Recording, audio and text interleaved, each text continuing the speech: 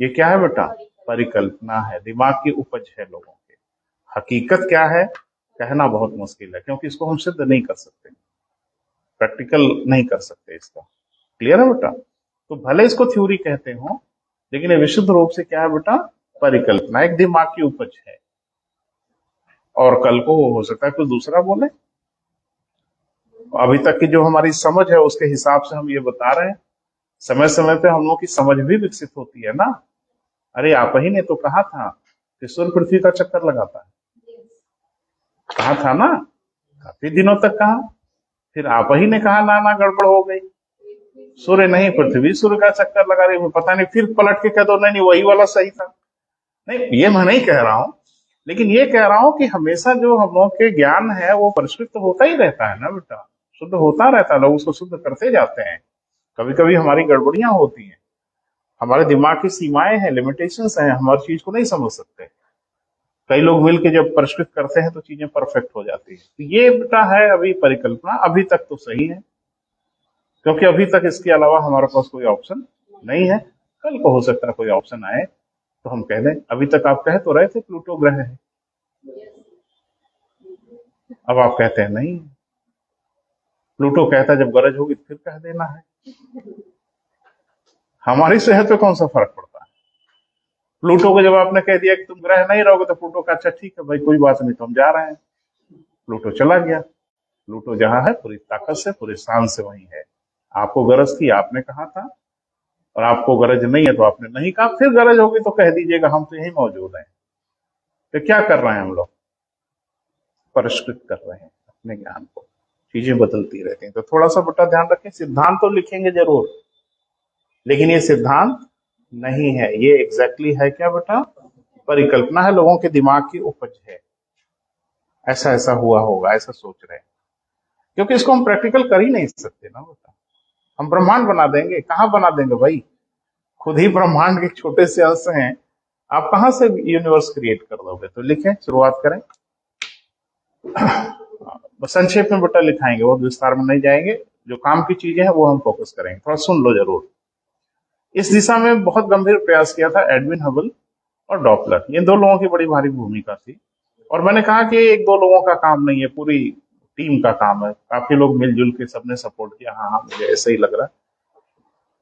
Hubble ने पहली बार ये महसूस कर लिया कि आकाशगंगाएं एक दूसरे से दूर जा रही, और इनके इस आशंका को सही सिद्ध कर दिया डॉपलर ने। तो आपने कभी पढ़ा होगा बेटा साइंस में डॉपलर इफेक्ट, तो उसमें बताया जाता है कि स्पेक्ट्रम का शिफ्टिंग होती है, लाल किनारे की ओर शिफ्ट कर रहा है या हरे किनारे की ओर शिफ्ट। तो लाल, जिसको ब्लू शिफ्ट माने नीला शिफ्ट और रेड शिफ्ट कहते हैं। तो ब्लू शिफ्ट कुछ अलग कहानी कहता है, यानी जो स्रोत है जहां से प्रकाश आ रहा है उसका स्पेक्ट्रम बनाए तो स्पेक्ट्रम खिसकता है। तो जिस किनारे की ओर खिसक रहा होता है उसी से अंदाजा लग जाता है कि उसका क्या हालचाल है। तो रेड शिफ्ट ये बताता है कि वो दूर जा रहा है, और ब्लू शिफ्ट ये बताता है कि वो करीब आ रहा है। तो डॉपलर ने जब आकाशगंगाओं वगैरह ढेर सारे ऐसे सेलेस्टियल बॉडी का जब उन्होंने स्पेक्ट्रम बनाया तो सब रेड शिफ्ट दिखा रहा था। इसका मतलब है कि सारे के सारे आकाशगंगाएं दूर जा रही हैं। यहीं से हम लोगों के दिमाग में उथल पुथल शुरू हो गई। शुरुआत करें। विद्वानों का ऐसा मानना है कि, लिखो बेटा, थोड़ा दो लाइन लिख लो। विद्वानों का ऐसा मानना है कि लगभग 15 अरब वर्ष पूर्व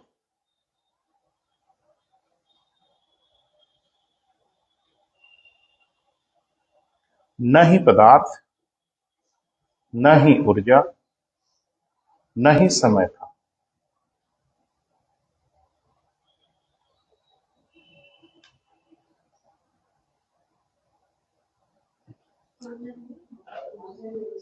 पदार्थ, ऊर्जा और टाइम, जब कुछ है ही नहीं है, कोई सापेक्ष ही नहीं है, तो कुछ भी नहीं था, और ब्रह्मांड भी नहीं था। मैंने कुल मिला जुला के यही अर्थ है। तो एक विस्फोट हुआ बेटा 15 अरब साल पहले, है ना।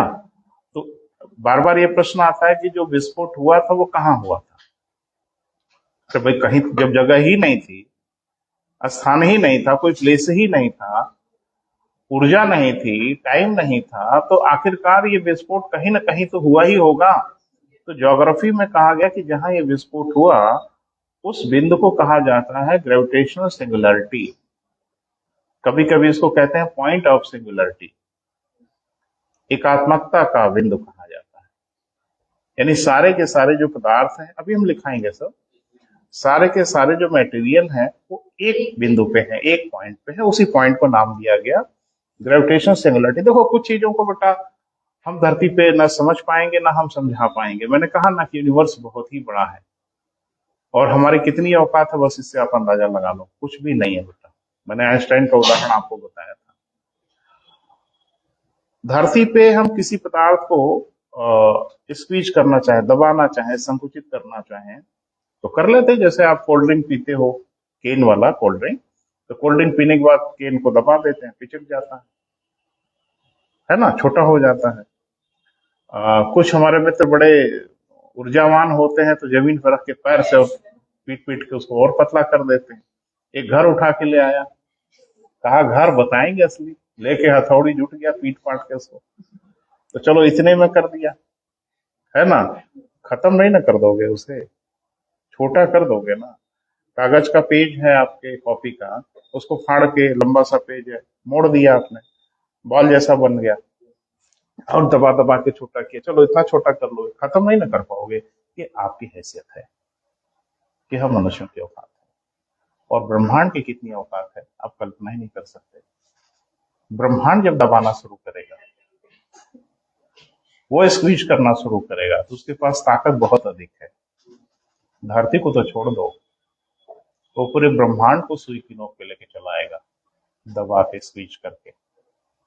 अब ये मनुष्यों को समझने में बड़ी तकलीफ होती है, कैसे कैसे हो सकता है, क्योंकि आप अपने अनुभव और व्यवहार के आधार पर ही चीजों को समझने का प्रयास करते हैं। तो यूनिवर्स के पास इतनी ताकत है, और वो ताकत कहाँ से मिलती है बेटा? वो ताकत मिलती है ग्रेविटी से, गुरुत्वाकर्षण से। वो ग्रेविटी इतनी हैवी होती है कि सबको दबा के, स्क्वीज करके एक पॉइंट पे ले आता है, और वो पॉइंट ही कहलाता है ग्रेविटेशनल सिंगुलरिटी या पॉइंट ऑफ सिंगुलरिटी कहलाता है। गुरुत्वीय एकात्मकता का बिंदु या एकात्मकता का बिंदु कहते हैं। तो वहां कुछ भी नहीं था, क्योंकि सारे पदार्थ ग्रेविटेशन से स्क्वीज हो गए थे, खत्म हो गए थे, वहीं विस्फोट हुआ। देख लें, हाँ। ऐसा मानना है कि जिस स्थान पर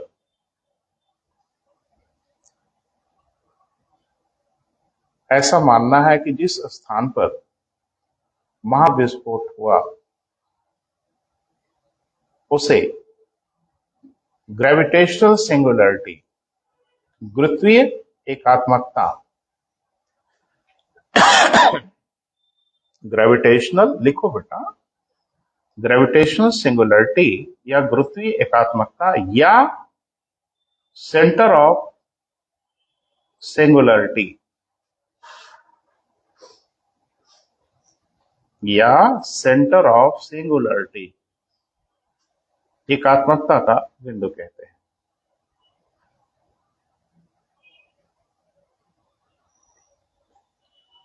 ठीक है बेटा,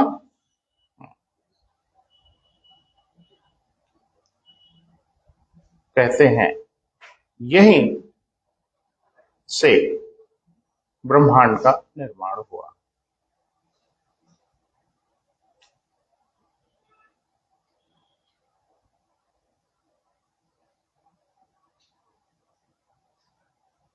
हाँ, यह निर्माण एक विस्फोट के परिणाम स्वरूप हुआ। यह निर्माण एक विस्फोट के परिणाम स्वरूप हुआ, जिसे हम बिग बैंग का नाम देते हैं।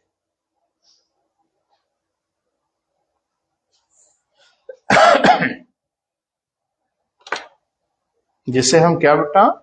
बिग बैंग का नाम देते हैं, महाविस्फोट का नाम देते हैं। ये घटना कब हुई? अप्रॉक्स लगभग 15 अरब साल पहले की घटना है। अब जाहिर सी बात है कि इसमें हर विद्वानों ने अपनी अपनी आहुति दी है, अपना अपना योगदान दिया है। इसमें जो सबसे बड़ा योगदान है बेटा वो एडविन हबल का है। अमेरिकी खगोलविद थे, तो उन्होंने सबसे बड़ा योगदान किया। फिर अगला योगदान किया डॉपलर ने।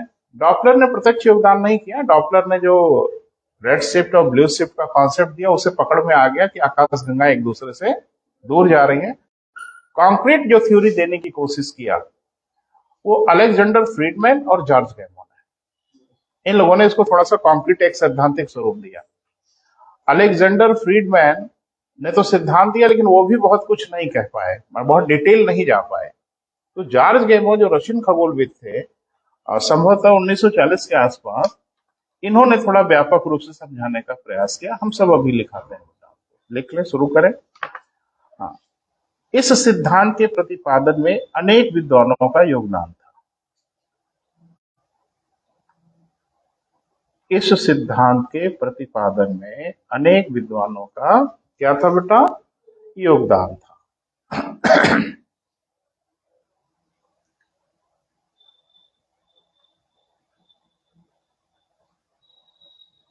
देखो, कंप्लीट नोट दूंगा बेटा, एक भी लाइन आपको इधर उधर किसी किताब में जाके पढ़ने की आवश्यकता नहीं होगी। हाँ, कुछ तथ्यात्मक चीजें तो पढ़नी ही पड़ेंगी। फैक्चुअल चीजें हैं, बहुत कुछ हो सकती हैं, कल्पना की जा सकती है, पढ़ना पड़ेगा, लेकिन कॉन्सेप्ट जो पूरा है वो एक लाइन आपको इधर उधर नहीं जाना होगा, काम आपका चलेगा। वैसे तथ्य हम भी देने की कोशिश करेंगे, कुछ बचे ना, लेकिन तथ्यों की भीड़ बहुत बड़ी है बेटा, है ना, तो जाने अनजाने कुछ चीजें छूट सकती हैं, तो आप भी ध्यान रखिएगा। आजकल एक क्वेश्चन पूछा जा रहा है, ग्रेविटी, घनत्व, तो ये तथ्यात्मक चीजें हैं। किस ग्रहों का घनत्व कितना है, फैक्चुअल चीजें हम भी खड़े होकर बोलेंगे, आप भी गूगल से बोल रहे पूछ लोगे। तो ऐसी तथ्यात्मक तमाम चीजें हैं जिसपे आपको थोड़ा फोकस करना है, और वो फोकस करेंगे उनके पूछने के पैटर्न को देख के, आजकल पूछ क्या रहे हैं, है ना बेटा। अब आप तो बहुत पहले से रटे हुए हो, ग्रहों का आकार, सूर्य से दूरी, तो हाँ, ये सब तो कॉमन चीजें हैं। अब आजकल ग्रहों के वायुमंडल में गैस कौन सी, ये पूछ ले रहा है। तो अब थोड़ा सा नजर रखना है, और ये कोई ऐसी चीज नहीं है जो हम बोले तभी आप पढ़ेंगे, हर जगह लिखा हुआ है, लेकिन हम भी बोल देंगे भैया, घबराइए नहीं। चले आगे बढ़े। हाँ, पहला नाम लिखे एडविन हबल। एडविन हबल, अरे इन्हीं के नाम पे नासा ने एक टेलीस्कोप स्थापित किया है जिसको हबल टेलीस्कोप कहा जाता है, एडविन हबल। दूसरा नाम लिख लो बेटा, डॉपलर। मैंने कहा कि डॉपलर का योगदान प्रत्यक्ष नहीं है, लेकिन डॉपलर ने जो योगदान किया उसे ये पता चला। ठीक है, बहुत ढेर सारे लोग ना कहते हैं, कहावत सुना ना, गेहूं के साथ घुन पिसा जाता है, ये घुन टाइप के लोग है ना, सीधे से नहीं। जब कॉपरनिकस ने कहा था कि नहीं नहीं, केंद्र में पृथ्वी नहीं सूर्य है, तो कहा किसने? कॉपरनिकस ने कहा। इस धरती पर पहले मनुष्य थे जिन्होंने ये बात कही कि नहीं नहीं, सूर्य नहीं चक्कर लगाता है, पृथ्वी सूर्य का, ये कॉपरनिकस कहे। और चपेटे में आ गए गैलीलियो भी, दोनों गिरफ्तार किए गए। गैलीलियो ने कहा कि मुझे कहाँ पकड़ लिया, हम तो नहीं कुछ बोले हैं। कहा नालायक, टेलीस्कोप तू ही बनाए,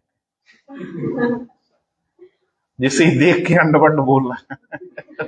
तो क्षमा मांग के अपनी जान बचा लिए। क्रिश्चियनिटी का दौर था ना बेटा, इनको घनघोर अपराधी माना गया। ये सब अपराधी है, क्रिमिनल है, जो समाज के विरुद्ध बोल रहे हैं। कॉपरनिकस ने कहा कि मार डालो चाहे कुछ भी कर दो, वो सत्य यही है, मैं बोलूंगा यही।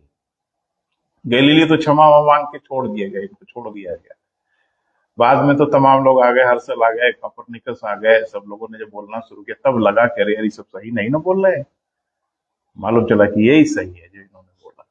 चलिए अगला बेटा लिखें, इस विषय पर पहला गंभीर प्रयास, अब लिख लो शब्दों में, इस विषय पर पहला गंभीर प्रयास अलेक्जेंडर फ्रीडमैन ने प्रस्तुत किया। अलेक्जेंडर फ्रीडमैन ने प्रस्तुत किया, परंतु इसकी विशद व्याख्या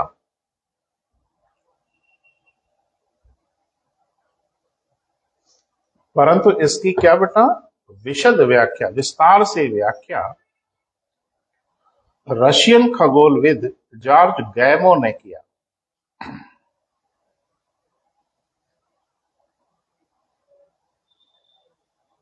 रशियन खगोलविद किसने बेटा? जॉर्ज गैमोर ने किया 1939 1940 के आसपास।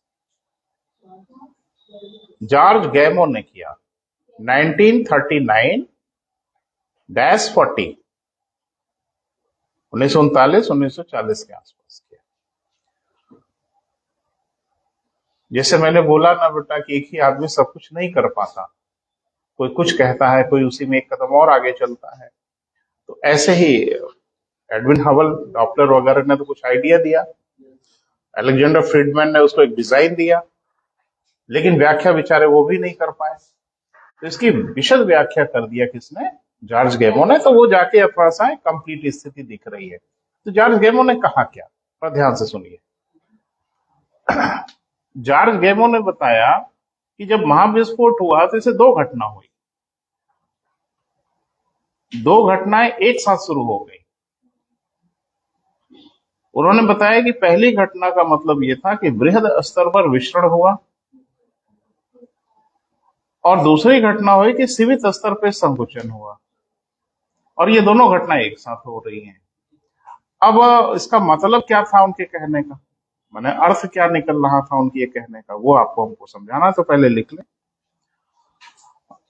गैमोर ने बताया कि महाविस्फोट के परिणाम स्वरूप दो घटनाएं हुई।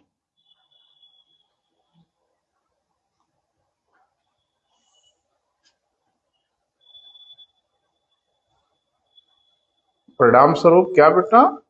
दो घटनाएं हुई।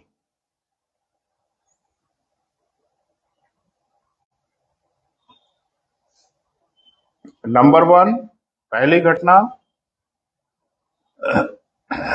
बृहद स्तर पर, बड़े स्तर पर विसरण। बस यही लिख भी डालो एक लाइन में, अर्थ क्या है इसका। बृहद स्तर पर क्या बेटा? विसरण। तो क्या अर्थ था सुन लें, फिर लिख लीजिएगा उसी के आगे डैश करके। उन्होंने बताया कि विस्फोट के परिणाम स्वरूप मिलियंस ऑफ गैलेक्सीज, माने आकाश गंगाओं का निर्माण हुआ, और ये आकाश गंगाएं एक दूसरे से दूर जा रही है। तो बड़े स्तर पे क्या हो रहा है? विसरण। विसरण माने फैलाव। तो बड़े स्तर पे क्या हो रहा है? फैलाव हो रहा है, यानी आकाश गंगाएं एक दूसरे से दूर जा रही है। ये तो पहला हो गया। दूसरा उन्होंने कहा कि सीमित स्तर पे संकुचन। अब इसका क्या मतलब था? तो पहले मतलब बोल दे रहे हैं, फिर लिख लेना इकट्ठे। उन्होंने बताया कि दूर जाते हुए आकाश गंगाओं में संकुचन हो रहा है आपस में। वो तो भाग ही रही है, चलती हुई ट्रेन में लड़ाई झगड़ा हो रहा है तो होता रहे, ट्रेन तो चल ही रही है। तो बृहद स्तर पे आकाश गंगाएं एक दूसरे से तो दूर जा रही हैं, लेकिन जाती हुई आकाश गंगाओं के बीच में कुछ हो रहा है। रुकी नहीं है, चल रही है, भाग रही है। तो भागती हुई आकाश गंगाओं के मध्य सीमित, सीमित क्यों बोला? क्योंकि उसका एरिया आकाश गंगाओं का था, एरिया सीमित हो गई ना बेटा। तो सीमित एरिया में क्या हो रहा है? संकुचन हो रहा है, और जिसके परिणाम स्वरूप तारों का जन्म हो रहा है। तो आकाश गंगाएं दूर भाग रही हैं, लेकिन आकाश गंगाओं के बीच में आपस में संकुचन, एक दूसरी आकाश गंगा के साथ नहीं, एक ही आकाश गंगा के अंदर कुछ घटना हो रही है। वो घटना कंप्रेशन को हो रही है, संकुचन का हो रहा है, जिसके परिणाम स्वरूप तारों का जन्म हो रहा है, तारों का निर्माण हो रहा है। लेकिन आकाश गंगाएं तारों को लिए दिए भाग रही हैं, तारों को छोड़ नहीं रही हैं। बच्चे का जन्म हुआ, मां गोद में लेके भाग रही है। यानी हर तारा आकाशगंगा में बन तो जरूर रहा है, लेकिन आकाशगंगाएं तारों को छोड़ नहीं रही हैं, उनको लिए दिए भाग रही हैं। ये उन्होंने बताया कि सीमित स्तर पे संकुचन हो रहा है। अभी हम बताते हैं तारों का जन्म कैसे होता है, सब चर्चा करेंगे। लिखें। सही वक्त पे काम मिला होता ना बेटा, तब तक निपटा चुके होते। लेकिन परेशानी यही है कि देखो कहां तक चल पाते हैं, जहां तक चल पाएंगे जरूर चलेंगे। लिखें। तो पहला क्या लिखा था बेटा? बृहद स्तर पे विसरण। डैश करिए, लिख लीजिए। अर्थात आकाश गंगाएं एक दूसरे से दूर जा रही,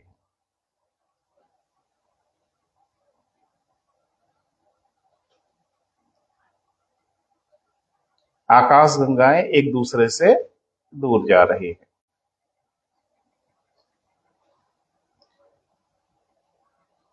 तो ये तो पहली घटना का वर्णन हो गया जो उन्होंने कहा कि वृहद स्तर विस्तारण हो रहा है।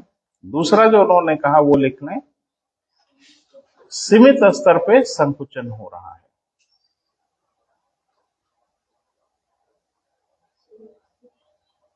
सीमित स्तर पे संकुचन हो रहा है। इसका क्या मतलब था उनके कहने का, अभी मैंने सुनाया है, शब्दों में लिख लीजिए। दूर जाती हुई आकाश गंगाओं के मध्य सॉरी, दूर जाती हुई आकाश गंगाओं के मध्य, चलो थोड़ा सा एक लाइन और आगे बढ़ के लिख लिया जाए, अभी अभी बोलना ठीक नहीं था लेकिन लिखो, है ना, आगे हम आपको समझा देंगे। दूर जाती हुई आकाश गंगाओं के मध्य हाइड्रोजन गैस का संकुचन हो रहा है।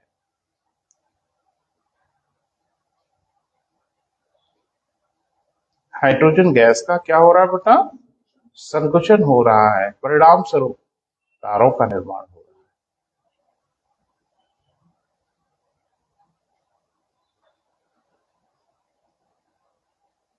तो अब जाके थोड़ा सा कुछ मामला ज्यादा क्लियर हो रहा है, नहीं बेटा, कि आकाश गंगाएं बन गई, एक दूसरे से दूर जा रही हैं, दूर जाते हुए आकाश गंगाओं के मध्य तारों का निर्माण हो रहा है।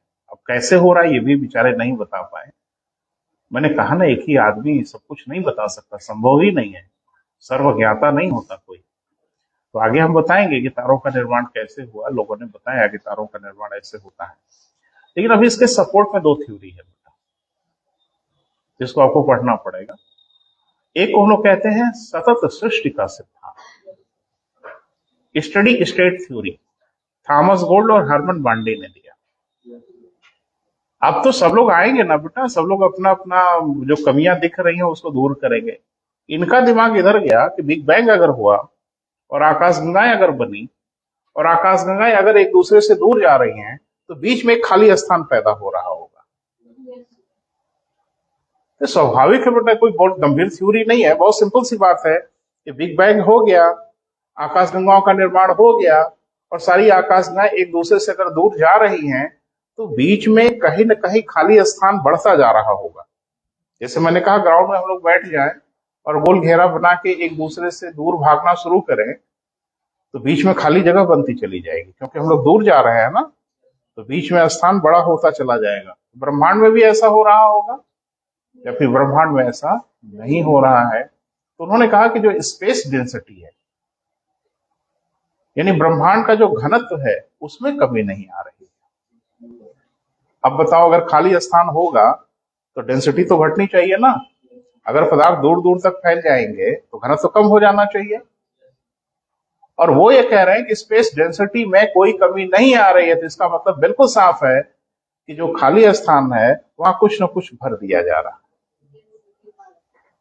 कुछ तो क्रिएट हो जा रहा है वहां। क्योंकि अगर क्रिएट नहीं होता तो ब्रह्मांड का एक बहुत बड़ा हिस्सा रिक्त होता, और ब्रह्मांड का कोई हिस्सा रिक्त नहीं है, खाली नहीं है। तो उन्होंने नाम दे दिया सतत सृष्टि का सिद्धांत, यानी खाली स्थान पे निरंतर आकाश गंगाओं का निर्माण हो रहा है और कोई खाली स्थान नहीं हो रहा। इसलिए डेंसिटी जितनी है, घनत्व में कोई परिवर्तन नहीं आ रहा है। कुछ सोच रहे हो बेटा, बोलो। नहीं नहीं, बोल दो। देखो, सोचना गुनाह है, जो भी सोचे वो मुझसे तुरंत पूछे कि मेरा दिमाग इधर जा रहा है सर, और मैं सक्षम हूं बेटा, मदद कर दूंगा। लेकिन ये कि जब सोचते हैं तो हम खतरा महसूस करते हैं, क्या चल रहा है दिमाग में भाई। तो कोई इसमें घबराने की बात नहीं है, ये एक परिकल्पना ही है, सब सोच है कि ऐसा हो रहा होगा। क्लियर है, उसको भी लिख लो बेटा। सतत सृष्टि का सिद्धांत, इंग्लिश में कहते हैं इसे स्टडी स्टेट थ्योरी। ये बिग बैंग के बाद सब थ्योरी आने लगी बेटा, बिग बैंग के सपोर्ट में। स्टडी स्टेट थ्योरी, इंग्लिश में, हिंदी में सतत सृष्टि का सिद्धांत। सतत माने लगातार, सृष्टि माने क्रिएशन हो रहा है। लिखें, थॉमस गोल्ड तथा हरमन बांडे। थॉमस गोल्ड दो लोग थे, तथा हरमन बांडे ने यह बताया कि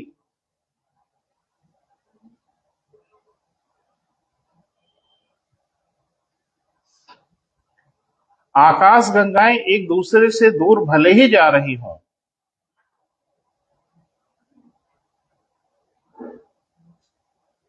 थॉमस गोल्ड और हरमन बांडी, लिख लिए नाम। अच्छा, आप लोगों की बहुत खराब आदत है बेटा, रिस्पॉन्स कर दिया करो, है ना।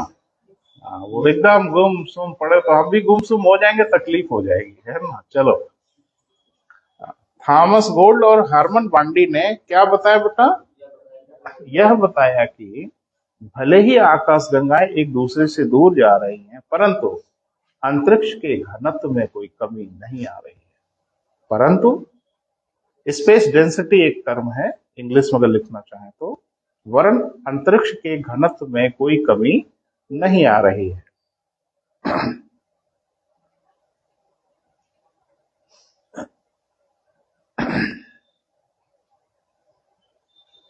तो पदार्थ अगर दूर दूर हो जाएंगे तो घनत्व कम हो जाना चाहिए। बोल नहीं रहा बेटा, पदार्थ दूर दूर जा रहे हैं लेकिन घनत्व कम हो ही नहीं रहा है, तो इसका मतलब क्या है कि अगर साइज बढ़ रही है तो पदार्थ भी बढ़ जा रहे हैं उसी अनुपात में, डेंसिटी में कोई कमी नहीं आ रही है। लिखें, इन्होंने बताया कि ब्रह्मांड में उत्पन्न रिक्त स्थान पर पुनः आकाशगंगाओं का निर्माण हो रहा है।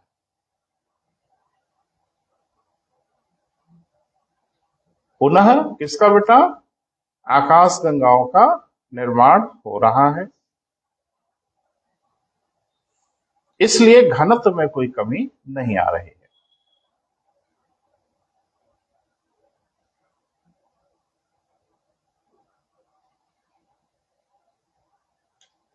ठीक है।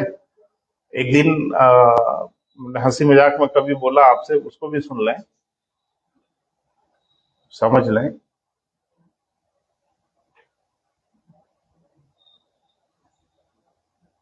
अरे सुनोगे कि खाली लिखोगे? सुन लो, लिखो, नहीं लिखा हुआ तो मिल ही जाएगा कहीं ना कहीं। इस कमरे में 2 हीटर जल रहा हो, ठीक है, 10 हीटर लगा दो, रूम हीटर, तो कमरे का टेम्परेचर धीरे धीरे बढ़ना चाहिए ना, हाँ या ना? बढ़ना चाहिए। वो हीटर लगातार जल रहे हैं तो इसका टेम्परेचर तो बढ़ना चाहिए ना। और ये कि कमरा फिर भी एकदम ठंडा बना हुआ है, तो कुछ तो गड़बड़ है। गड़बड़ यह है कि या तो हीटर वूटर जो चल रहा है, कोई खिड़की दरवाजा ढंग से खुला हुआ है, सारी ऊष्मा बाहर निकल जा रही है।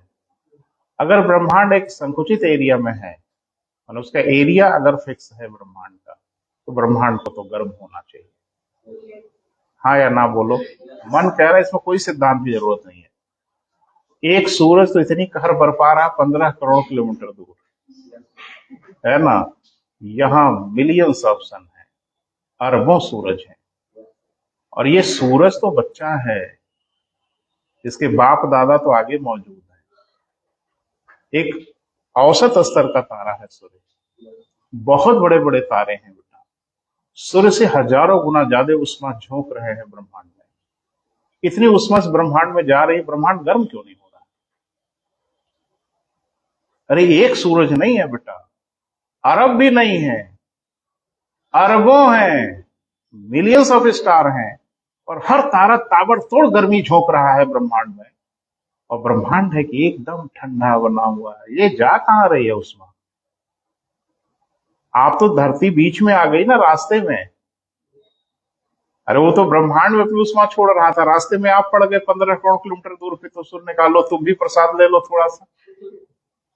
और धरती अगर नहीं होती तो उष्मा तो जा ही रही थी ना कहीं, उतनी एनर्जी तो जा ही रही है। अरबों सूरज अपनी गर्मी छोड़ रहे हैं, वो गर्मी कहां जा रही है भाई? ब्रह्मांड गर्म नहीं हो रहा है, बहुत ठंडा है यूनिवर्स, इसकी भी डेफिनेशन हो गई। वो बाल्टी भर ही नहीं सकती बेटा, जिस बाल्टी का आकार दिन दूना रात चौगुना बड़ा होता जा रहा है, वो बाल्टी क्या भरेगी? उसमें पानी डालते जा रहा है, क्या बाल्टी भरेगी? अब भरेगी, वो बाल्टी जादू वाली बाल्टी है तो नहीं भर सकती। ब्रह्मांड यही हो रहा है, अरबों खरबों सूरज अपनी उष्मा जितनी डाल रहे हैं इसमें ताकि ये गर्म हो, वो ऐसा कमरा है ना जिसकी दीवारें ही बढ़ती चली जा रही, वो कमरा क्या खाक गर्म होगा? तो पूरा ब्रह्मांड तेजी से फैलता चला जा रहा है। इसलिए कोई इसके टेम्परेचर में बढ़ोतरी नहीं हो पा रही, जबकि हो जाना चाहिए बेटा।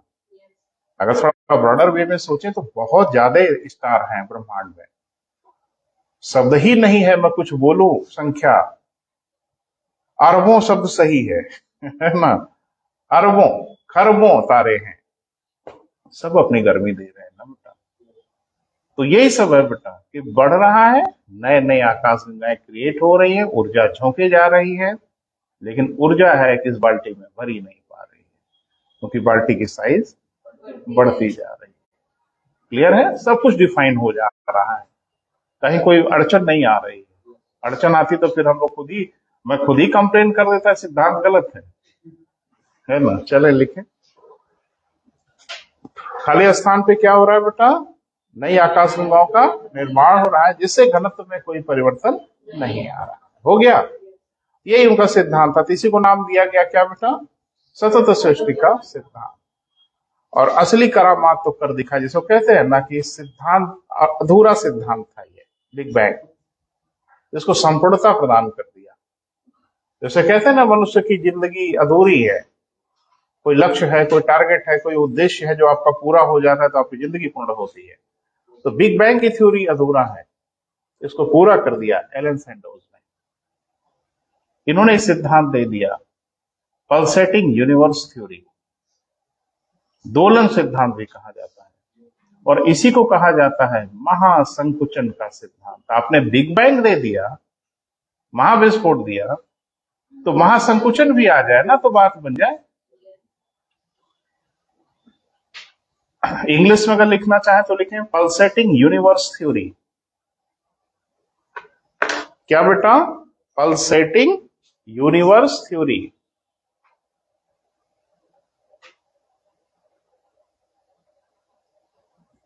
स्पेलिंग वगैरह में दिक्कत होगी, घर पे देख के ठीक कर लेना।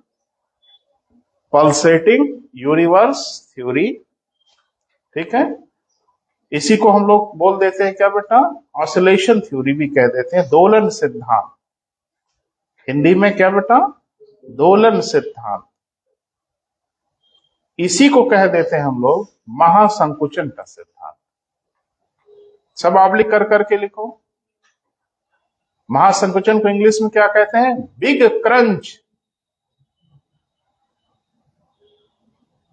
महासंकुचन का सिद्धांत, नाम सब लिख लो बेटा। परीक्षा में सिर्फ इतना हो जाएगा कि किसने दिया, है ना, क्या कहा, यही सब एरिया होगा क्वेश्चन पूछने का, और कौन सा एरिया होगा। क्लियर है। इसको दिया एलन सैंडोज ने। एलन सैंडोज वैज्ञानिक का नाम था। अरे जादू कर दिया भाई, जादू, इसी आदमी ने जादू किया। वहां तो पूरा गिरोह मिलके बनाया बिग बैंग, और यहाँ अकेले से ताबूत में किल ठोंक दिया कि लो। तो इन्होंने क्या कहा, बड़ी मजेदार बात इन्होंने कहा, क्योंकि ये चिंता का विषय तो था ही कि ब्रह्मांड अगर ऐसे ही फैलता, अरे ब्रह्मांड कितना बड़ा है बेटा, ये आपको आइडिया नहीं लग पा रहा है अभी। अरबों आकाश गंगाएं जहां दौड़ रही हैं, भाग रही हैं, वो जगह कितनी बड़ी होगी, बस इसका अंदाजा आप नहीं लगा पा रहे हैं, नहीं तो आपके रोंगटे खड़े हो जाएंगे। अभी हम अंदाजा लगवाएंगे आपको अभी थोड़ी देर में। वो ग्राउंड कितना बड़ा है जहां ये खेल चल रहा है। तो समस्या ये है कि इतनी बड़ी बड़ी आकाश गंगाएं अगर भागे जा रही हैं, और भागने का मामला यह है कि जैसे जैसे दूर जा रही हैं वैसे वैसे गति बढ़ती चली जा रही है, तो और दूर भाग रही हैं, ये कहां तक भागेंगे भैया, कितना बड़ा है ब्रह्मांड। अच्छा, आकाशगंगा का आइडिया नहीं लग पा रहा है, चलो एक आकाशगंगा का आइडिया आपको देते हैं, समझ पाएंगे आप। और कितनी आकाशगंगाएं हैं, अरबों, अरबों, अरब नहीं अरबों, है ना। एक हम लोग की जो आकाशगंगा है वो ठीक ठाक गैलेक्सी है, जिसमें हम लोग हैं, मंदाकिनी है, मिल्की वे है, दुग्ध मेखला है, दुनिया भर का नाम है ना। अभी हम लिखाते हैं, थोड़ा उत्साहित हो गए ज्यादा। तो उसको कैसी आकृति है इसकी बेटा, स्पाइरल है, सर्पिलाकार, हिंदी में सर्पिलाकार बोलते हैं, और इंग्लिश में क्या कहते हैं, स्पाइरल। स्पाइरल का मतलब क्या है, जैसे स्प्रिंग होती है ना गोल गोल, है ना, इसलिए हिंदी में हम लोग सर्पिलाकार बोल देते हैं। तो इस तरह की है, ऐसी, भाई ऐसा नहीं एकदम सिमेट्रिक गोल बना हुआ है, हम आपको समझाने के लिए बता रहे हैं। कहा जाता है इसमें तीन आर्म है, तीन भुजाएं हैं जो एक दूसरे में घूमी हुई है। हम लोग बीच वाली भुजा में, हमारा सोलर, अरे हम तो सोचे थे आज ही मिल जाता तो अच्छा। नहीं, ये सब पढ़ाई थोड़ा ही होती है कि हम एक कहीं और निगाह लगाए रहें, जब विषय में डूबे तो विषय में रहें। 12, चलो छोड़ दो। तो इसमें जरा सा ये देखो कि हमारी एक आकाशगंगा का हालचाल देखो, तो आपको मुझे लगता है समझ में आएगा कि वो जगह कितनी बड़ी होगी। क्लियर है? अगर आप इस किनारे से इस किनारे आने की कोशिश करो, अपनी आकाशगंगा के यहां से आप यहां आने की कोशिश करो, और स्पीड आपकी रहेगी कितनी? 3 लाख किलोमीटर प्रति सेकेंड, घंटा नहीं। तो यहां से यहां तक जाने में आपको लगेगा 1,20,000 वर्ष। स्पीड कितनी? 3 लाख किलोमीटर। ये एक आकाशगंगा का हाल है।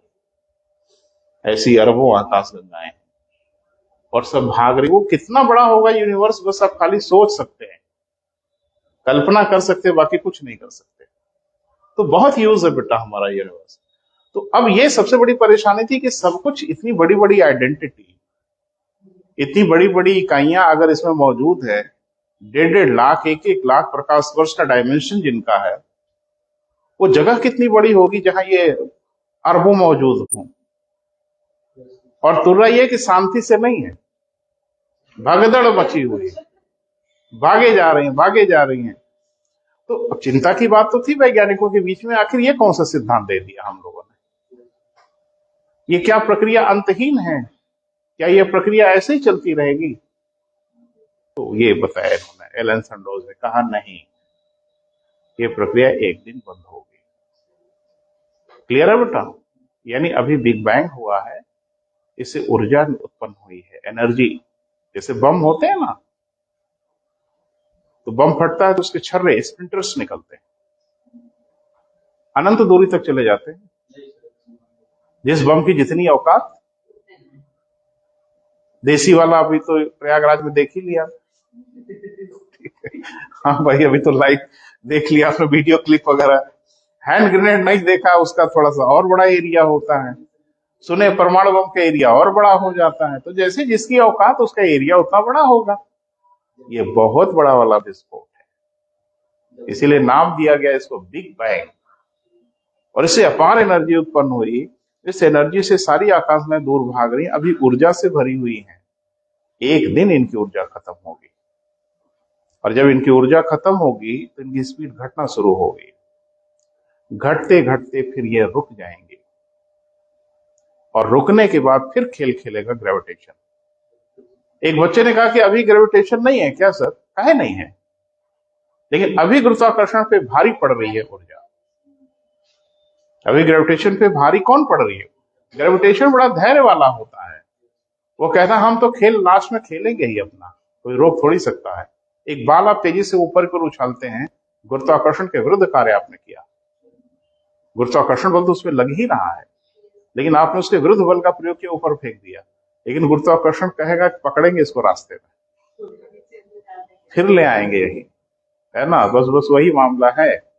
अभी फेंके हो तो जाने दो, भी एक दिन धरेंगे इसको, फिर खींच के लाएंगे। क्लियर है? तो अब उन्होंने बताया कि जब ये रुक जाएंगी तो अब ग्रेविटेशन असली खेल खेलना शुरू करेगा, और फिर सबको खींच के ले आएगा उसी बिंदु पर। कहा? ग्रेविटेशनल सिंगुलरिटी पर, और पूरा ब्रह्मांड खत्म, धरती को छोड़ के। आपको छोड़ दिया जाएगा ना कि हाँ रहते हो तो, अरे कैसे मर जाओगे बताओ। सब कुछ फिनिश हो जाएगा, पूरा ब्रह्मांड ही फिनिश होगा मिडिल पॉइंट पे। फिर बिग बैंग, फिर बिग क्रंच, पेंडुलम जैसा इधर उधर ऑसिलेट करेगा। यही क्रम चल रहा है पूरे ब्रह्मांड का। तो अभी वो वाला क्रम चल रहा है, कौन वाला? फैलाव वाला। फिर अभी संकुचन वाला आएगा, फिर फैलाव। यही क्रम चल रहा है, पेंडुलम जैसा, इधर आया तो उधर गया, उधर आया तो इधर गया। अब जाके लग रहा है कि हाँ भाई मामला ठीक है, बिग बैंग भी ठीक है और ये भी ठीक है। लिख लें। हाँ, लिखें। ब्रह्मांड का विस्तार, ब्रह्मांड का विस्तार या फैलाव एक समय के उपरांत, ब्रह्मांड का विस्तार या प्रसार एक समय के उपरांत रुकेगा, स्थिर होगा, क्योंकि महाविस्फोट से जनित ऊर्जा समाप्त हो गई।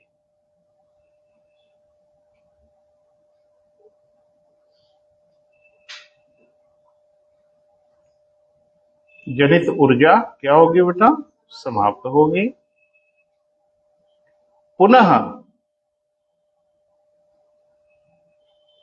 सभी आकाश गंगाएं व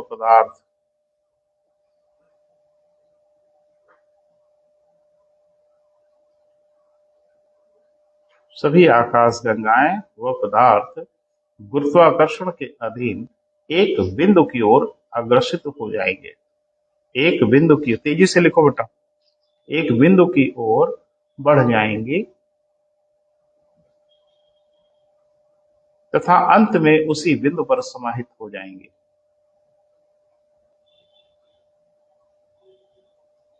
अंत में उसी बिंदु पर क्या हो जाएंगे बेटा? समाहित हो जाएंगे। इसे उन्होंने महासंकोचन कहा। बिग क्रंच कहा। ये पूरक घटना है बेटा बिग बैंग की। अगर बिग बैंग होगा तो बिग क्रंच होगा।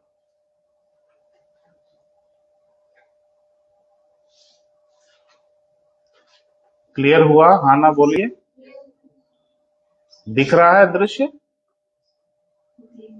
महसूस हो रहा? फटा, बढ़ा, रुका, वापस आया, फिर वहीं खेल खत्म। एक इमेजिनेशन होनी चाहिए, क्योंकि ये काम इतना जल्दी जल्दी वाला नहीं है जितना जल्दी जल्दी हम लोग पढ़ के भी क्रंच हो गया अभी मुझे लगता है 5 मिनट में। तो ऐसे थोड़ी होगा। लेकिन अभी जो आधुनिक खोजे है ना बेटा, अभी बहुत कुछ करना है, तो उसमें मैं चूंकि बड़ा इंटरेस्टेड रहता हूँ इन सब चीजों में, तो कुछ बियॉन्ड द टॉपिक चीजें भी पढ़ता रहता हूँ। वही ऐसा थोड़ी कि जो मुझे पढ़ाना मैं वही नजर रखूं, जो आपको नहीं भी पढ़ाना है मैं उस पर भी नजर रखता हूँ अपनी व्यक्तिगत संतुष्टि के लिए। तो अभी लेटेस्ट जो थ्योरीज आ रही है वो आ रही है पैरेलल यूनिवर्स की, यानी ये माना जा रहा है कि एक ही समय 2 ब्रह्मांड मौजूद हैं। अभी इसकी पुष्टि नहीं हुई है, लेकिन सिद्धांत तो आ गया। जानते हो क्यों? सुन लो थोड़ा। अभी आगे हम आपको पढ़ाएंगे कि हमारे ब्रह्मांड में ब्लैक होल्स हैं। पढ़ा होगा ना, तो यही तो कायदे से पढ़ते हो। इसी में रोमांच है, थोड़ा रहस्य है। तो वहां सारे पदार्थ और सारे मटेरियल समाप्त हो जाते हैं, एक बिंदु पर चले जाते हैं। एक बिंदु पे चले जाते हैं, कहीं और चले जाते हैं। तो जब कुछ पल्ले नहीं था तो यही हम मान रहे थे कि एक बिंदु पे समाहित हो सकते हैं, लेकिन वैज्ञानिक कह रहे हैं कि नहीं, वो द्वार है दूसरे ब्रह्मांड के। वो दूसरे ब्रह्मांड पे जाने के दरवाजे हैं, जहां से आपको लगता है कि हर पदार्थ, हर मटेरियल गायब हुआ, वो गायब नहीं हुआ, दरवाजे के उस पार चला गया। तो जाहिर सी बात है, जो इधर से गायब हो रहा है वो उधर निकल रहा है, और जो उधर से गायब हो रहा है वो इधर आ रहा है, क्योंकि उधर भी होगा। टेंशन में मत आओ, अभी सिलेबस में नहीं है ना, चिंता की बात नहीं है। लेकिन इसको समझने के लिए एक बड़ा सुंदर सा डिवाइस है जिसे आप समझ सकते हैं। कभी आपने सैंड वॉच देखा है?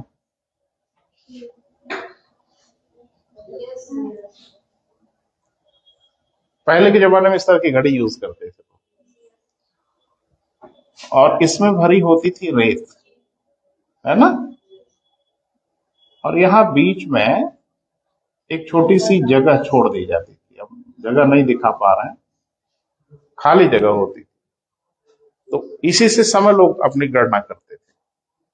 जैसे घड़ी को ऐसे रखा, तो रेत धीरे धीरे धीरे धीरे दूसरी तरफ निकल जाती थी पूरी, तो मान लेते थे कि 1 मिनट हो गया। यानी रेत को निकलने में इतना समय लगता है, तो क्या करते थे, फिर इसको उल्टा कर देते। अब ये हिस्सा ऊपर हो गया, फिर वो धीरे धीरे नीचे, 2 मिनट, फिर उल्टा, ऐसे कर करके समय को काउंट किया जा सकता है। तो उन्होंने कहा कि पूरा जो हमारा ब्रह्मांड है वो सैंड वॉच जैसा है कि एक तरफ से पदार्थ अभी दूसरी तरफ जब आएंगे तो यहाँ पदार्थ बढ़ते जाएंगे, हाँ या ना? तो आपको लग रहा है कि भैया पदार्थ में मटेरियल बढ़ रहे हैं, तो एक तरफ क्या हो रहा है, बिग बैंग, और एक तरफ हो रहा है बिग क्रंच, वहां के पदार्थ समाप्त होते जा रहे हैं। अरे देखो ना, इधर के पदार्थ क्या हो रहे हैं, खत्म होते जा रहे हैं, और इधर के पदार्थ बढ़ते जा रहे हैं। तो खत्म हो जाएगा, फिर इधर के पदार्थ उधर जाएंगे, ये क्रम तो चलता रहेगा। उन्होंने ये डिफाइन करने की कोशिश किया कि नहीं, ये बारी बारी से होने वाली घटना नहीं है। जैसे महाविस्फोट और महासंकुचन को बताया गया कि बारी बारी से होगा, पहले महाविस्फोट हो रहा है, फिर महासंकुचन होगा।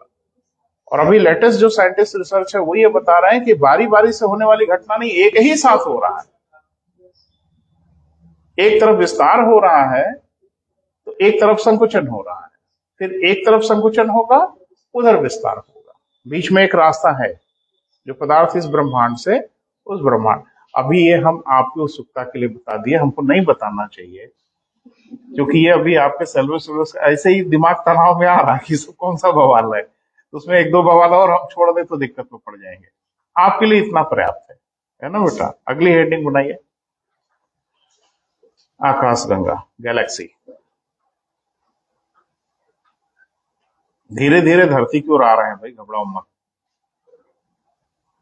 ब्रह्मांड हो गया ना, अब हम उसके बाद की बड़ी इकाइयों के ऊपर आते हैं। तो ये कहा गया कि जो बिग बैंग हुआ उससे क्या निर्मित हुई बेटा? गैलेक्सीज निर्मित हुई, आकाशगंगा निर्मित हुई। तो पता नहीं आकाशगंगा के बारे में आपका क्या ख्याल है, मुझे नहीं पता। कुछ तो जरूर होगा कि क्या चीज होगी, कैसी होगी, दुनिया भर में चलता है। जब हम कुछ नाम बोलते हैं ना बेटा, तो कल्पना आती है हमारे दिमाग में, वो सही आए गलत आए जो भी आए। क्योंकि जब हमने पहाड़ कहा ना तो पहाड़ दिखा, छोटा दिखे बड़ा दिखे, हिमालय दिखे अरावली दिखे, दिखा। समुद्र कहेंगे आपको समुद्र दिखता है, महसूस होने लगता है। तो जब हम कुछ चीज बोलते हैं तो एक फीलिंग तो आती है। तो आकाशगंगा जब हम बोलते हैं तो भी आपके दिमाग में कुछ आता होगा, बचपन में यहाँ वहां कोई पिक्चर, कोई फोटो या कुछ देखा होगा, वो कल्पना आने लगती, कुछ ऐसा।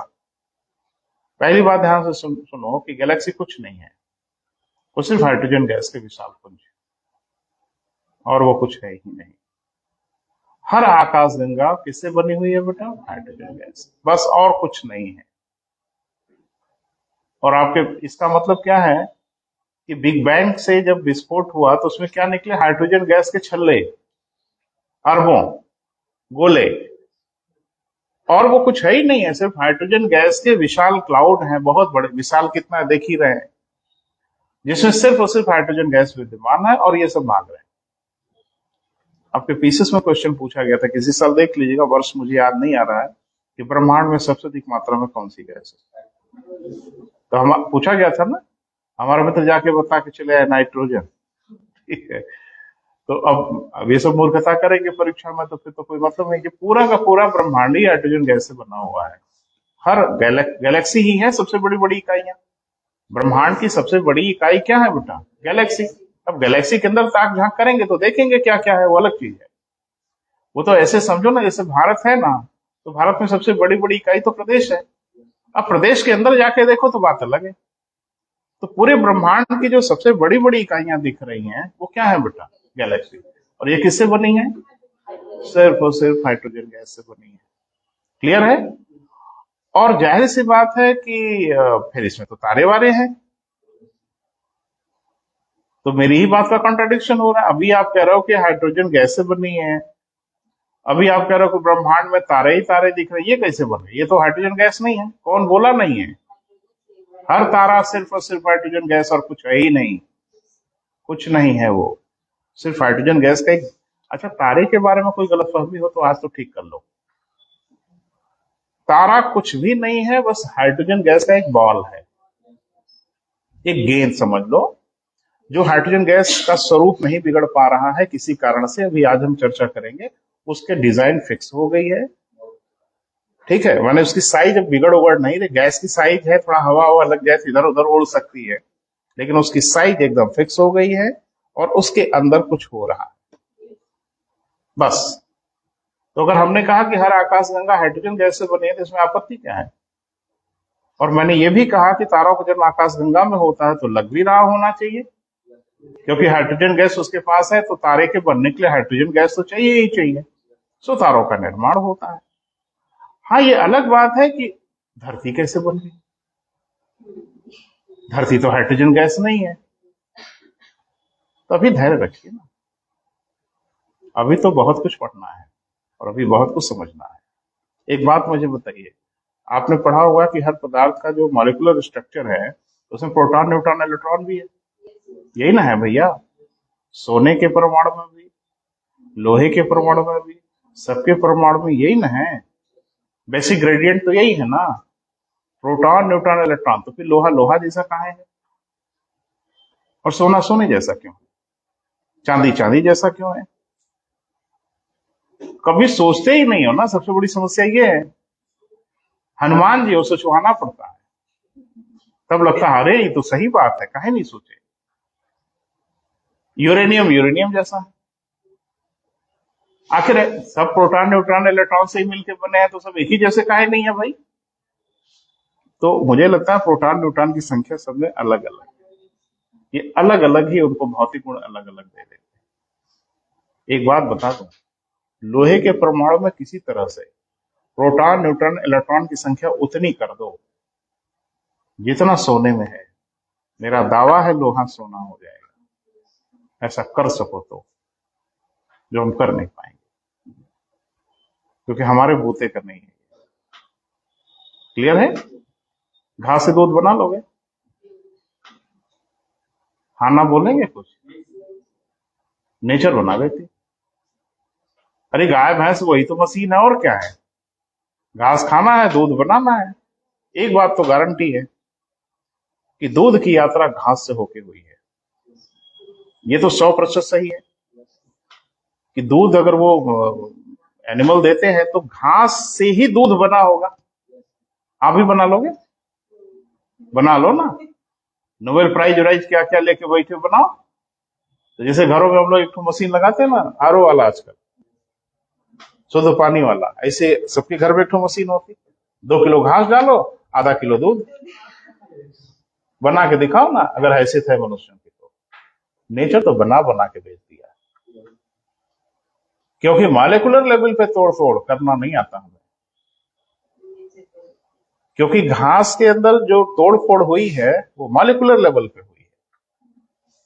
उसको तोड़ा गया है, उसको जोड़ा गया है, दूध बना दिया गया। वो हम नहीं कर सकते। घास का जूस निकाल देंगे दूध बनाने के चक्कर में। अच्छा, जितने पेड़ पौधे हैं इसी मिट्टी में उगते हैं, तो गेहूं गेहूं जैसा क्यों है, चावल चावल जैसा क्यों है, आम आम जैसा क्यों है, सेव सेव जैसा क्यों है? एक बच्चे ने कहा फिर तो मैं समझ गया सर मैंने कहा बोलो। कहा जब ये सब कुछ ना मिले तो मिट्टी खाया जाए। Very good. 1 किलो मिट्टी खाओ, आम, अमरूद, संतरा, काजू, बादाम सब हो गया उसी में, है ना? नहीं नहीं, हम नहीं प्रोसेस कर सकते, हमको प्रोसेस चीजें चाहिए। आम का पेड़ और क्या है बेटा?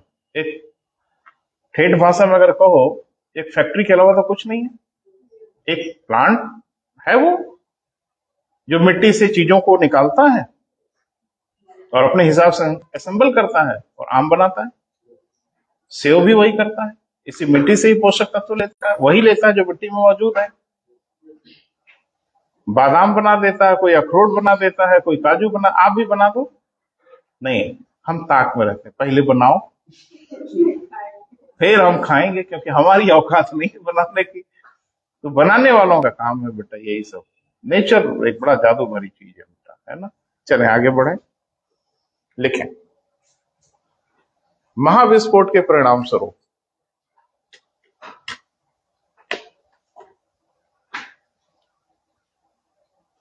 अच्छा, धरती को लेके कुछ गलतफहमी मत पालना।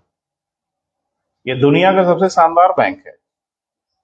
लोन तो जरूर देती है, लेकिन वापस लेती है किसी हालत में, जिसको हम लोग पढ़ते हैं इन्वायरमेंट में, भू जैव रसायन चक्र। हमारे शरीर में जो कुछ चीजें मौजूद हैं और आपकी बॉडी में और सबके एनिमल की बॉडी में, वो सारी चीजें धरती ने दिया है। और किसने दिया है? गेहूं खाए हो, धरती ने दिया है। चावल खाए हो, धरती ने दिया है। दूध पिए हो, धरती ने दिया है। काजू बादाम ज्यादा खाए हो, धरती ने दिया है।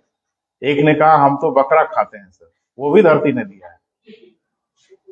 अगर गौर से देखो तो दिया है। मछली खाते हैं, वो भी दिया है। कुछ भी आप खाते हैं, पृथ्वी ने दिया है।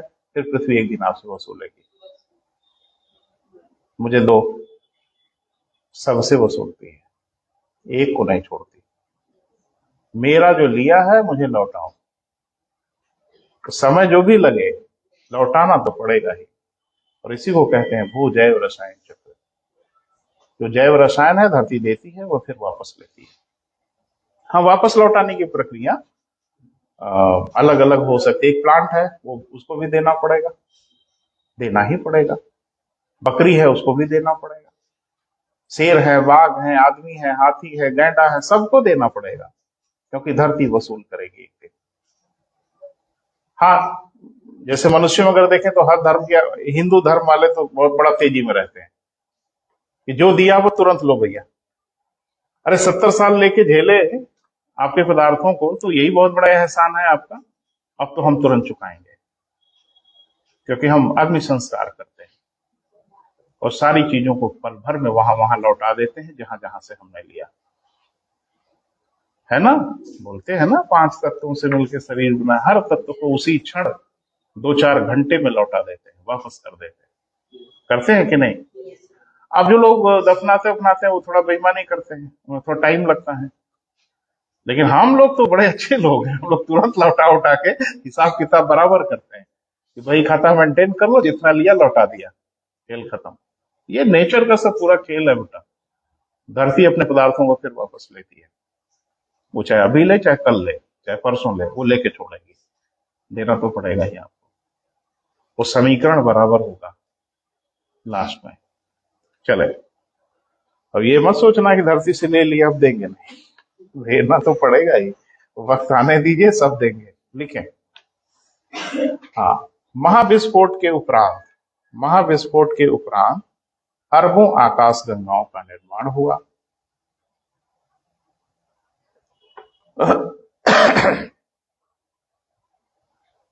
क्या हुआ बेटा?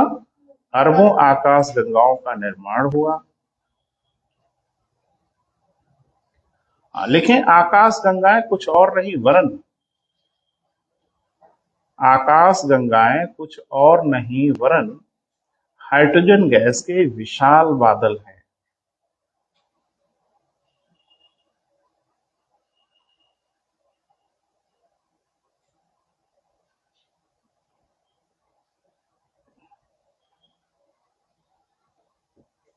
ठीक है बेटा। वर्तमान समय में इसका अधिकांश भाग तारों में परिवर्तित हो चुका है।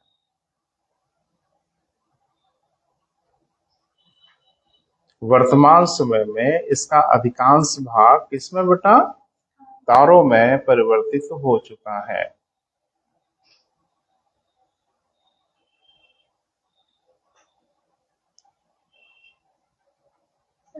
यहाँ पे मतलब ये कह सकते हैं कि मतलब संकुचन की स्थिति धीरे-धीरे हो रही है। जॉर्ज गेमो को काहे बताए पहले? क्यों पढ़ाया गया जॉर्ज गेमो को? इसीलिए पढ़ाया जाता है। बाकी टीचर क्या करते हैं मुझे नहीं पता, लेकिन मैं तो अगली सीढ़ी पे चढ़ूंगा ना, तो पीछे का पायदान एकदम तैयार रखूंगा, ताकि कहीं आपको कोई अड़चन न होने पाए। हाँ, पीछे वाला बोलोगे तो आप समझो। अभी मैंने बताया जॉर्ज गेमो को, उन्होंने यही तो कहा था, सीमित स्तर पे सब। वही आप फिर रिपीट क्यों कर रहे हो? वो तो हम बता चुके हैं ना बेटा। या कभी कभी बच्चे चाहते हैं कि फिर से बताते हैं, या ऑर्केस्ट्रा का कार्यक्रम है, एक बार फिर से गाइए। पढ़ाई हो रही भाई, नहीं बड़ा अच्छा लगा था, एक बार फिर से गा के सुनाइए। तो ऐसा नहीं है, रिकॉर्ड है, घर पे जाके देख लीजिएगा, कोई परेशानी नहीं। नहीं, बिल्कुल पूछे बेटा, लेकिन जहां आपको अड़चन महसूस हो वहां पूछें, हम जरूर बताएंगे। अगर हमें आएगा तो, नहीं आएगा तो क्षमा मांग लेंगे। चले आगे बढ़े बेटा। तो ये बेटा जो आपके दिमाग में आया ना कि इसका मतलब कि संकुचन हो रहा है, बिल्कुल सही आया। यही तो कहा गया मोने, कि सीमित स्तर पे क्या हो रहा होगा? संकुचन हो रहा होगा। आगे बढ़े। पैरा चेंज करें। इसी प्रकार की एक आकाशगंगा हमारी भी है, जिसे हम मिल्की वे, दुग्ध मेखला, मंदाकिनी, दुनिया भर का नाम है, सब लिख डालो, जिसे हम मिल्की वे, मंदाकिनी या दुग्ध मेखला कहते हैं।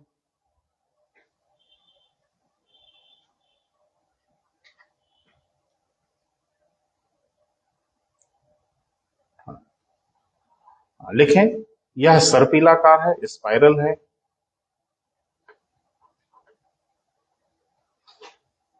तथ्यात्मक चीजें हैं बेटा, तो उसको लिख लो। यह कैसी है बेटा? सर्पिलाकार है, स्पाइरल है, इसकी 3 भुजाएं हैं।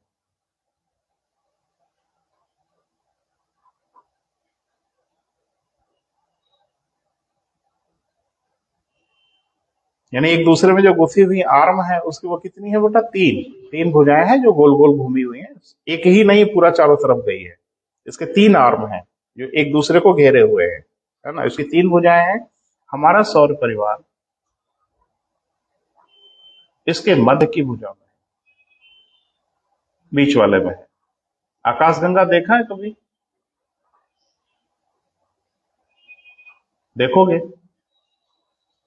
तुम जादू वादू जानते हैं, इतना तो जानते ही नहीं। देख लोगे, बिल्कुल आप निश्चिंत रहो। आकाशगंगा आप देख सकते हैं, बिल्कुल देख सकते हैं, लेकिन इसके लिए किसी टीचर से नहीं मिलना होगा। इसके लिए अपने घर पे किसी बड़े बुजुर्ग से, दादी वादी, नानी वानी टाइप के अगर हो कोई, तो उनसे मिलिए। और रात में खुले आकाश में जब छत के नीचे आप होंगे और फिर दादी जी से बात कर रहे होंगे, तो कहिएगा दादी आकाशगंगा दिखाइए, वो इशारा कर देंगे, देख लो। कभी आपने आकाश पे ध्यान नहीं दिया? जब कुछ तो एकदम आश्चर्यचकित है कि अरे सर ऐसा तो हम कभी नहीं देखे। अब देख लोगे, इस साल देखोगे। आकाश स्वच्छ हो, जाड़े में सब प्रयोग मत करना, तकलीफ हो जाएगी, ठीक है। गर्मियों में बेहतर रहेगा, सीजन आ रहा है। आकाश एकदम खुला हो, स्वच्छ हो, और आपको हमेशा ऊपर आप अगर नजर रखोगे तो कोहरे जैसी एक सड़क जैसी संरचना दिखाई देगी, थोड़ी चौड़ाई में, काफी ऊपर। रोज तो नहीं दिखती, लेकिन जिस दिन आकाश एकदम क्लियर होता है रात के समय, तो तारों के ऊपर आपको लगेगा कि एक चौड़ाई में कोहरे जैसा एक लंबी सी रेखा बनी हुई है। और पूछना, दादी जी बताएंगे, भले पढ़ी लिखी ना हो, वो बताएंगे कि बेटा यही आकाशगंगा है, ये सदियों से जानते हैं। और जो कोहरा आपको दिख रहा है वो कोहरा नहीं है, वो सब तारे हैं। वो इतनी अधिक ऊंचाई पे है, वो कोहरे के पार्टिकल जैसे नजर आ रहे हैं। एक बात बताएं आपको, जितने तारे दिख रहे हैं ना, बहुत दूरी पर है। वो तारे अगर सूरज की दूरी पे आ जाए ना, तो जल के राख हो जाए धरती। इतने बड़े बड़े तारे, सोच लो कितनी दूरी पे बेचारे टिमटिमा रहे हैं। तो सांप है, दंदना रहे हैं, है ना। तो चूंकि नजदीक बहुत है, इसलिए अपना असर दिखा दे रहे हैं, बाकी की दूरी बहुत अधिक है। और जिनको हम बता रहे हैं उनकी बहुत अधिक दूरी है, तो कोहरे जैसा दिखते हैं, छोटे छोटे पार्टिकल जैसे दिखते हैं। वही आकाशगंगा की ऊपर वाली भुजा है। क्योंकि हम मध्य में है ना, तो हमारे ऊपर भी एक भुजा होगी, तो ऊपर वाली दिखती है। बिल्कुल दिख जाएगी बेटा, आप बस ध्यान रखना। रात में देखिए, थोड़ी लेट में आकाश जब साफ हो जाए 11-12 बजे, तो आपको रात में दिख जाएगा। क्लियर है? बिल्कुल दिखेगा। लेकिन यह है कि वही हमारी ऊपर वाली आर्म है जो हमको दिखाई देती है। चलो, अब हेडिंग बना लें बेटा एक छोटा सा, आज यही समाप्त करेंगे। एक हेडिंग और लिखवा के, निहारिका।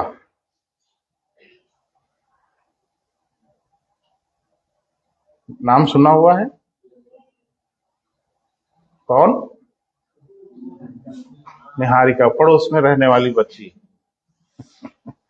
हाँ, हम एक्चुअल में निहारिका बच्चियों के नाम होते हैं, तो उनको लोग निहारिका कहते हैं, नेबुला कहते हैं बेटा इंग्लिश में। तो हिंदी में निहारिका कहते हैं, और बच्चियों के नाम अक्सर मिल भी जाते हैं इस नाम से। क्या है बेटा, कुछ आइडिया दो। अच्छा, आधा तो संकोच करते हो कि हमारी बड़ी बेइज्जती हो जाएगी अगर पढ़े हो तो। कोई किसी की बेइज्जती नहीं होती है। बायलैटरल बातचीत होनी चाहिए बेटा, आप भी बात करो। हाँ,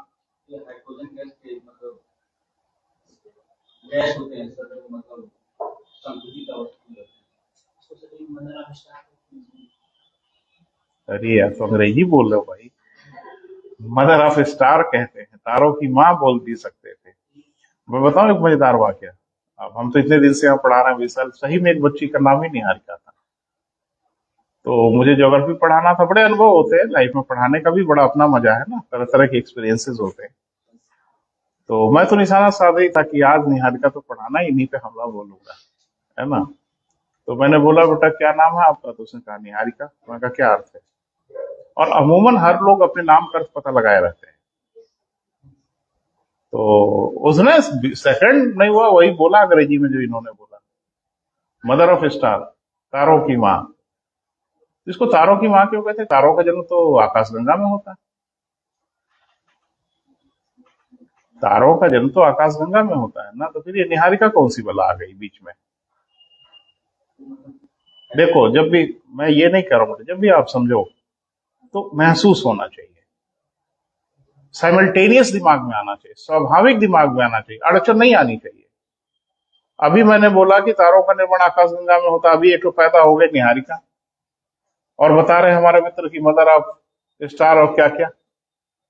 तो आपको नहीं लगता कि देयर इज समथिंग एब्सर्ड, कुछ तो गड़बड़ हो रहा है। हाइड्रोजन गैस है, तो बता रहे हैं आपको।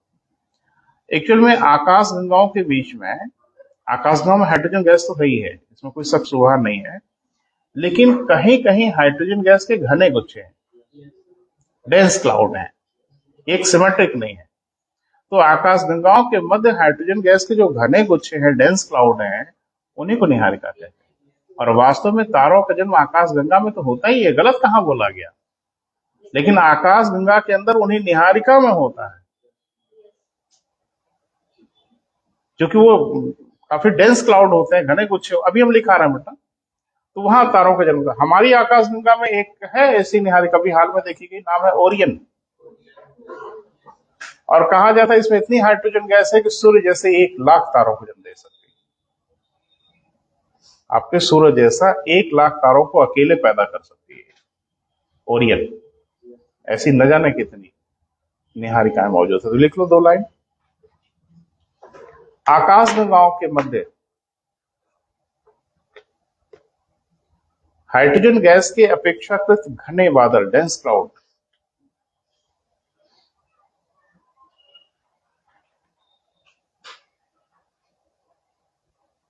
हाइड्रोजन गैस के अपेक्षाकृत क्या बेटा, घने बादल, डेंस क्लाउड, जहां जहां तारों का निर्माण होता है।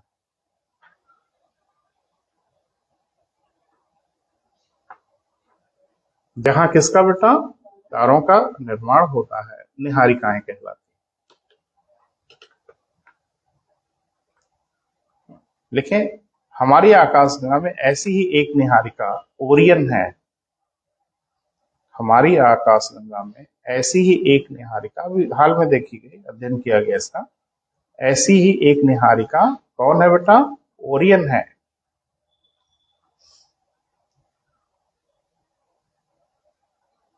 जिसमें इतनी हाइड्रोजन गैस विद्यमान है कि, जिसमें इतनी हाइड्रोजन गैस विद्यमान है कि यह सूर्य जैसे 1 लाख तारों को जन्म दे सकती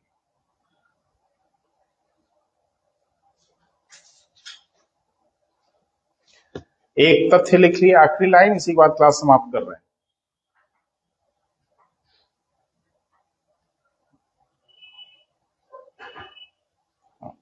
एक नोट लिखिए बेटा, आखिरी लाइन लिखा जाए, नीचे एक नोट लिखो। हमारी आकाशगंगा के सबसे पास की आकाशगंगा एंड्रोमेडा है। हमारी आकाशगंगा के सबसे पास की आकाशगंगा कौन बेटा, एंड्रोमेडा है।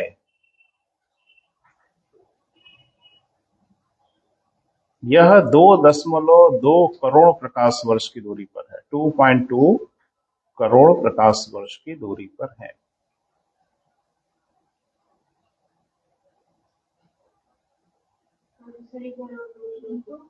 हमारी आकाशगंगा के सबसे पास की आकाशगंगा कौन है बेटा, एंड्रोमेडा है। इसकी हमसे कुछ दूरी होगी, 2.2 करोड़ प्रकाश वर्ष।